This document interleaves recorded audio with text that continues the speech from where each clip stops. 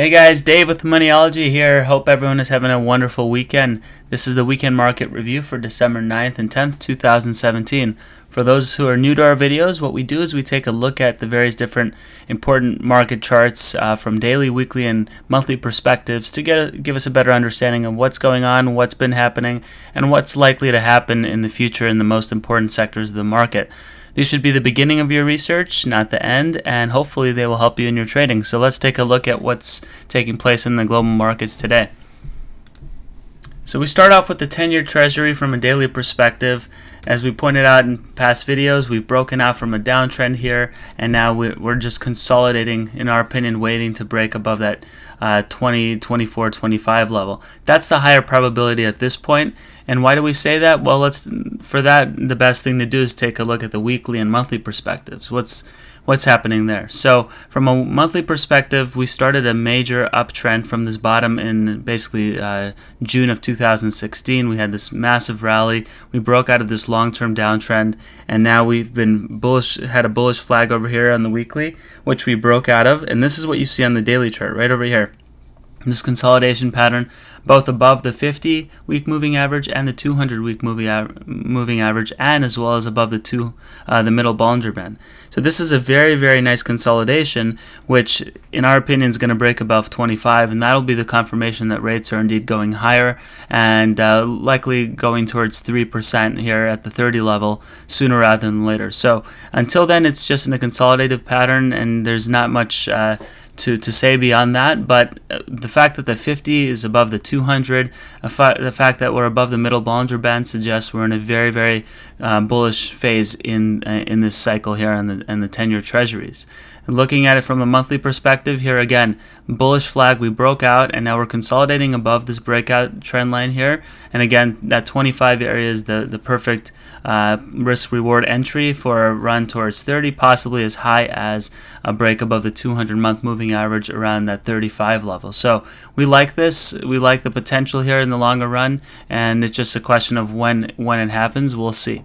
Now, taking a look at gold, gold's been one of those areas where I expected it to break out above 1300. Frankly, a lot of folks did. We had bullish momentum on the RSI, and it did not happen. So now we broke below the 1250 level, 1260 level, which was very strong support. So a lot of short-term traders exited their positions, which resulted in this.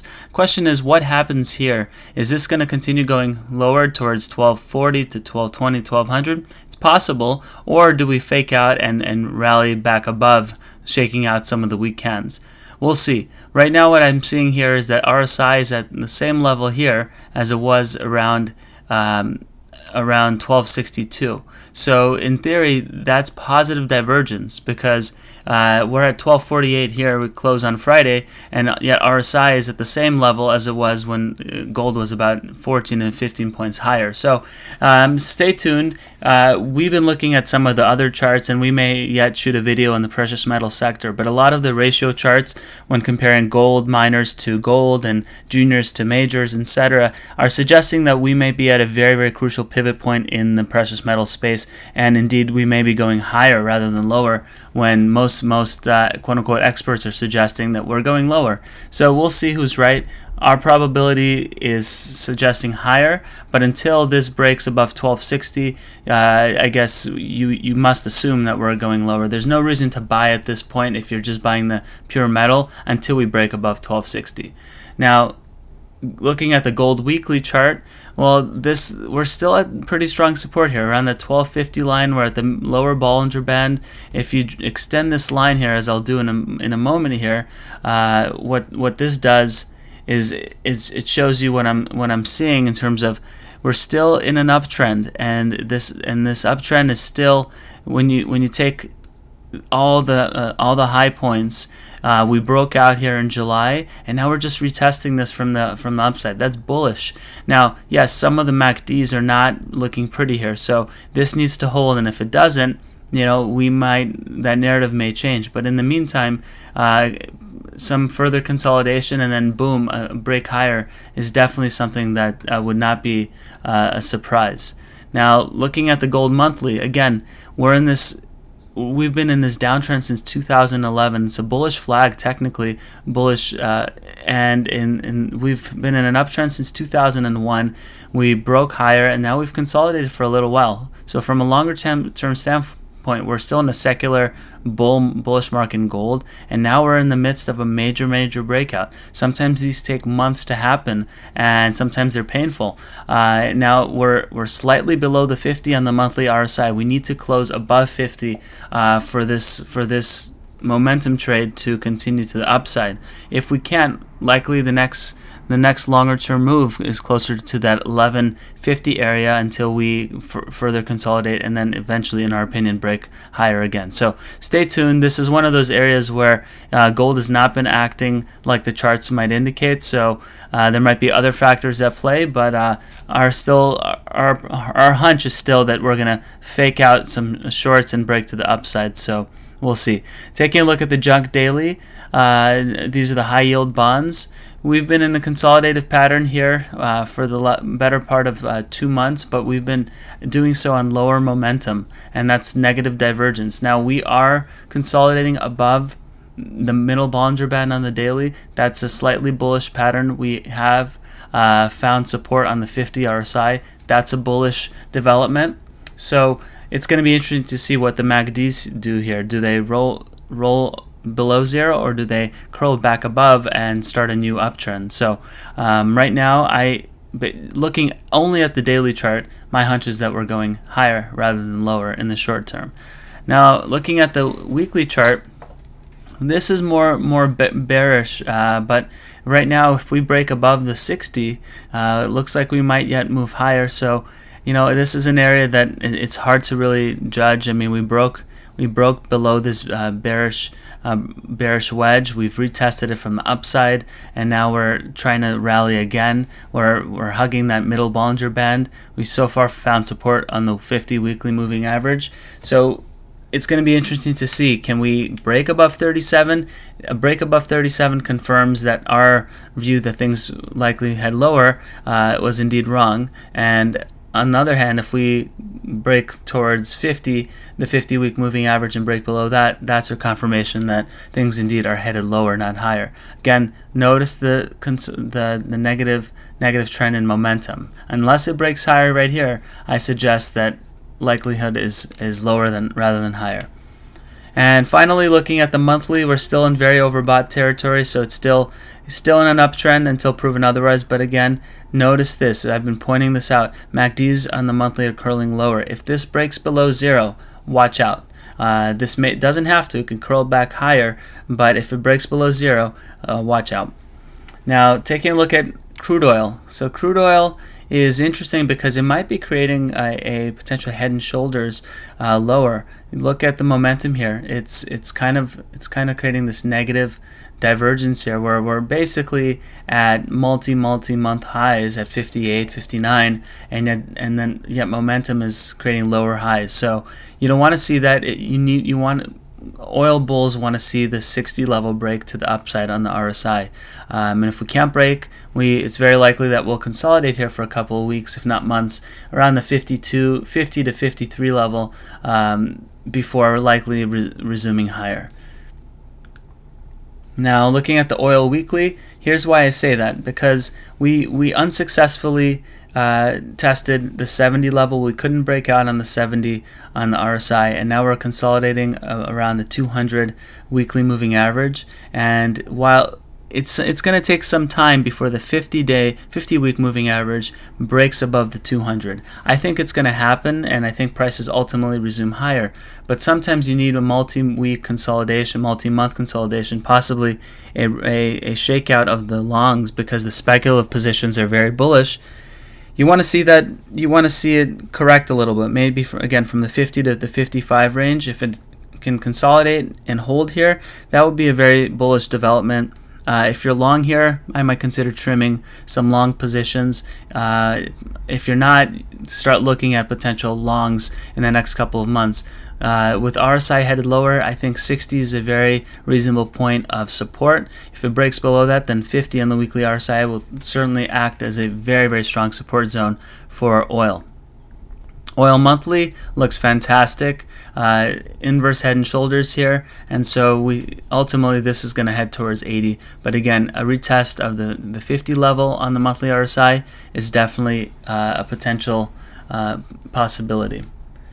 Taking a look at the Nasdaq is the one of the weakest areas in the stock market, where basically we're near all-time highs, but look at the RSI here is below 60, and it broke down from the overbought levels that you'll see here, as well as that you'll see in the S&P 500 reading.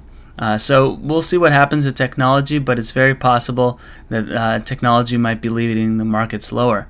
Taking a look at the weekly chart, we're still fairly bullish, but we've had 2 weeks of negative charts, and so if this momentum gauge breaks below 70, that could be the start of a corrective pattern.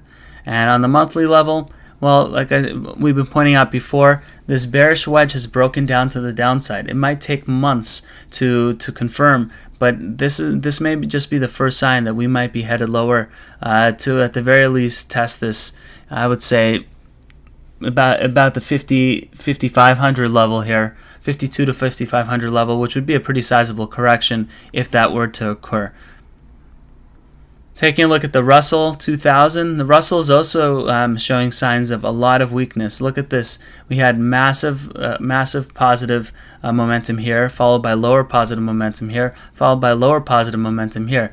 This could be a head and shoulders pattern that ultimately takes us towards the 1350 level, and if that happens, it's still in a bullish market longer term, but that could be a very, very nasty correction should it occur. Russell 2000 weekly, that's a very negative chart, negative rejection here as we create a slight negative divergence on the weekly chart. We're having trouble breaking through the 70 level on the RSI. Notice 1, 2, 3, 4, 5, 6 times we tried, and we haven't been able to do so. So that suggests that things might be headed toward a correction sooner rather than later. And at 1300 is not necessarily such a nasty bear market. This is just a correction within a bull market. Now, Russell 2000 monthly, again, we broke below this bearish wedge. Now we're trying to break above it again, and we're struggling. If we break below that 70 on the monthly, look out. That could be the sign that things are indeed headed lower.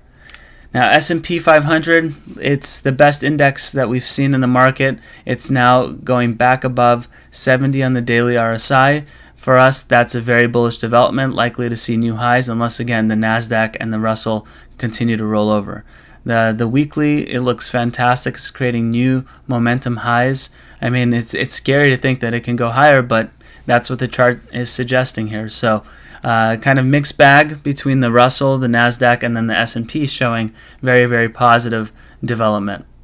The U.S. dollar, so the U.S. dollar, as we suggested it might do, kind of bounce back again, back above the 50 daily moving average. It's now in the positive MACD zone. The MACDs are now in positive territory. So this may yet take a run towards that 60 RSI, which coincides with this breakdown point right over here last time around.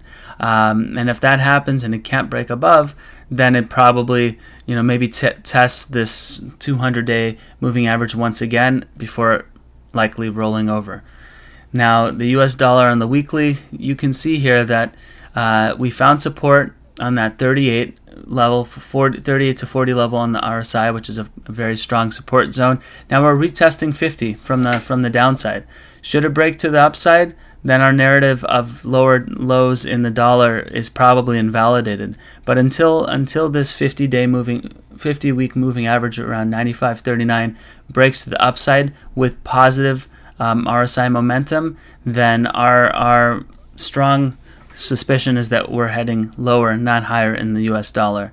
And looking again from a monthly perspective, from a yearly perspective, we're in a bull trend in the U.S. dollar, but that doesn't mean that we can't go test somewhere in the 80s, followed by a move towards 120. So it's all about perspective.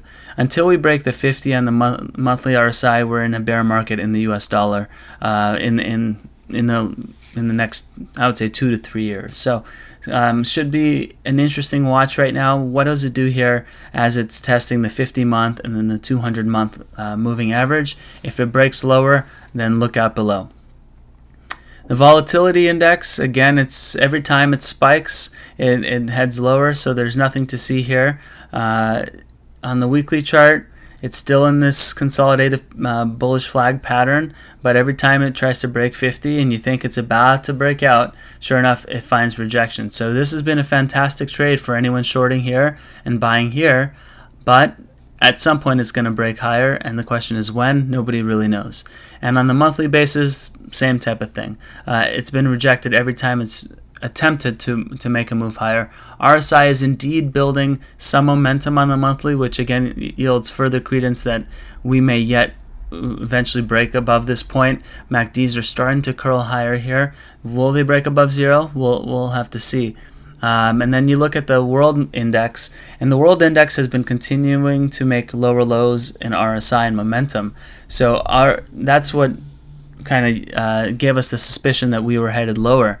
Now looking at the weekly, we're still basically at all-time highs, but now we have broken below the 70 level on the RSI. It's a very bearish development, and if it continues lower in the coming weeks, if it breaks below the middle Bollinger Band, if you're long, that's a sign to sell or trim your position, because that would be the confirmation that indeed the trend that has already appears to have been broken is indeed headed lower.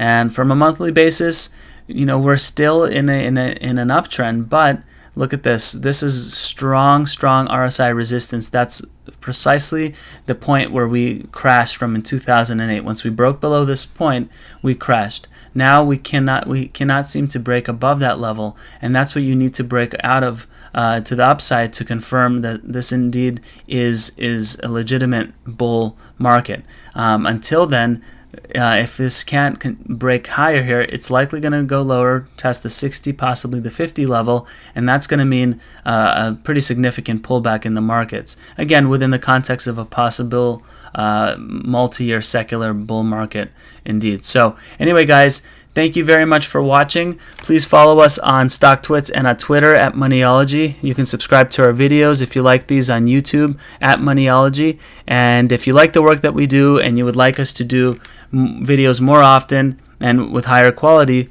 please send us a $10 monthly subscription on Patreon. You become one of our patrons. We're trying to reach 500 monthly subscribers at $10 a month. And if you want to send us a one-time token of your appreciation, you can do so through the Venmo link that's going to be provided in the show notes below. Thanks, guys, and have a wonderful week with your trading. Good luck.